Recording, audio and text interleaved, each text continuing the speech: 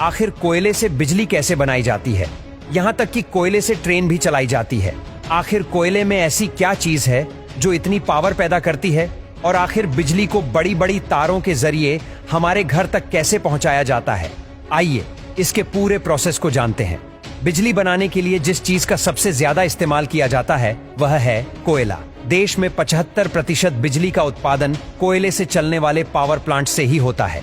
1000 megawatt का कोल plant एक दिन में 9000 टन से भी ज्यादा कोयले का इस्तेमाल करता है। यानी कि अगर एक मालगाड़ी में 100 टन कोयले के 90 डिब्बे हैं तो उस पूरी मालगाड़ी का इस्तेमाल एक ही दिन में हो जाएगा। यानी कि एक साल के लिए कोयले से भरी 365 ट्रेनों की जरूरत होगी।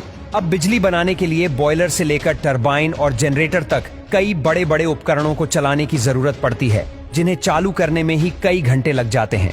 ऐसे में कोयले से चलने वाला पावर प्लांट अगर 24 घंटे काम करता रहे तो ही सस्ते में बिजली बन सकती है। इसी वजह से प्लांट के बड़े हिस्से में सिर्फ कोयले का स्टोरेज बनाया जाता है ताकि कभी कोयले की कमी ना हो सके। और जब मालगाड़ियां पावर प्लांट्स में बेशकीमती कोयला लेकर पहुंचती हैं तो एक एक करके सभी डिब्बों को अलग किया जाता है और पानी के फव्वारे के नीचे से गुजारा जाता है, जिससे कोयला थोड़ा गीला हो जाता है ताकि जब आगे डिब्बों को पलटने की बारी आए तो डस्ट ना उड़े।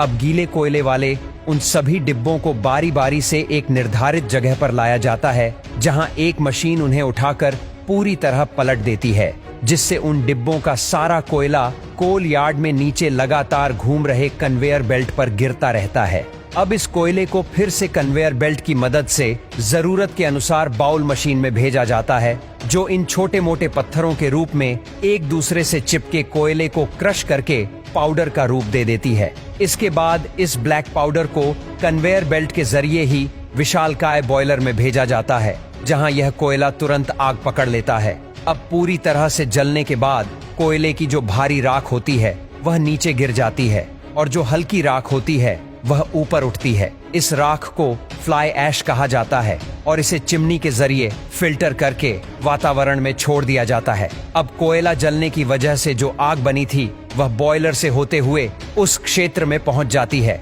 जहां काफी ज्यादा वाटर ट्यूब्स होती हैं, जिनमें पानी भरा रहता है।